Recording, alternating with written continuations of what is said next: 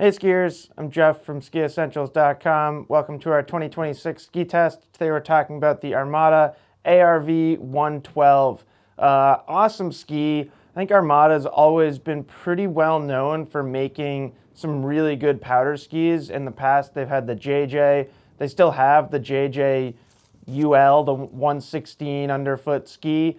Now they've got the White Walker. They've just always had some really cool powder skis, and that certainly continues even beyond this 116. They still have the JJ UL. They still have White Walkers. They've got a ton of options out there.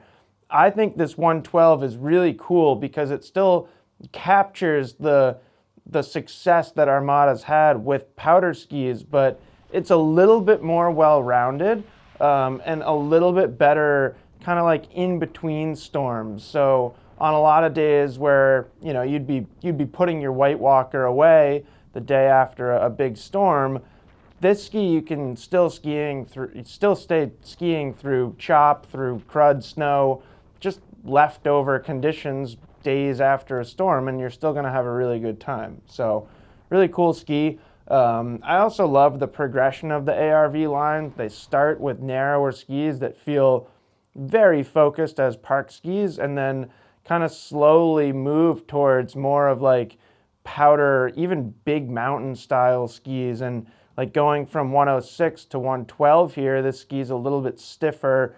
To me, just feels a little bit more trustworthy the faster and faster you go. And that's saying something because the 106 is pretty darn trustworthy too.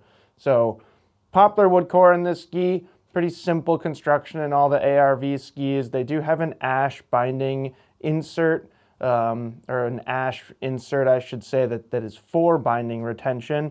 Anytime you're putting different materials in a ski, it's going to change the performance a little bit, but really Armada is using it mostly for the purpose of better binding retention. We get that wedge wall technology too. It's basically a better relationship between the sidewall and the base, or the sidewall and the core of the ski, excuse me. So it's going to help with durability and resistance to impacts. On the narrower skis, it helps a ton on rails. Up here in 112, maybe you'll hit a rail on it from time to time, but probably not that often. So here it's helping more with impacts into rocks and stuff like that. Like I said, you know, the wider these skis get, kind of the heftier they feel. And this ski is not crazy heavy, but it's also not light either. This is the 185, so it's a pretty big ski, 185 in length, 112 underfoot, and it's 2,140 grams. So like I said, it's not light, and you can feel it when you hold it. You know, there's a lot of other powder skis on the market that are much lighter, so certainly a good piece of information to know about the ARV 112 here. And then I would say the same is true with its flex pattern. It's certainly not like, it's not just a crazy stiff ski, but it's not a super soft flexing powder ski. So again, like maybe counterintuitive, just if with your knowledge of Armada as a brand, it's the real deal. This is a real ski, something that you could ski pretty fast and aggressively and fully trust. And then the shape is pretty cool. If anything, it's kind of less pronounced than what we're used to seeing from Armada in skis like the JJ. So there is tail rocker back here, but there's not a ton, and there's not a crazy amount of splay either. And then same is true in the tip. Yeah, there's tip rocker, but for a 112 underfoot powder ski, there's not a ton of tip rocker. And then there's actually a good amount of camber underfoot. So if anything, it gives it a little bit more of like a slightly traditional feel, which it feels silly kind of saying that a 112 underfoot twin tip can feel traditional, but skis like this have been around for a long time now, and I think that's fair to say. And yeah, I really like it. I've skied it in some pretty darn deep snow conditions, and sure, there are skis out there that float better, but you know, you kind of have to ask yourself, like, how often am I in seemingly bottomless snow? Like, how often do you need more float than a 112 can provide? If you're able to answer that question, that it's pretty often, then that's very exciting for you. And there are bigger, wider skis out there that are going to work great for you. But I think for most people, this is about as wide as you really ever need to go, again, with certain exceptions.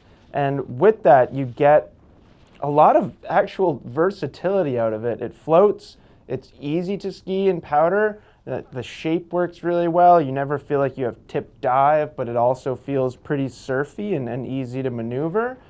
Then you get back out onto some firmer snow conditions, some wind-scoured snow, some leftover snow like I was talking about, and you can ski it like pretty fast, and it's supportive and feels stable and smooth. And it's never too hard to slow down, which I think is a really important thing. Some skis that support really high speed down the fall line skiing, you can get on them and feel like a little bit stuck, like it's hard to release the tail edge. And with this shape, you're never going to feel that. You may have to work a little bit to get it to fully go sideways and really dump your speed, but you can absolutely get it done if you need to. So yeah, I think it's a really well-rounded, well-designed powder ski, and one that a lot of people should consider.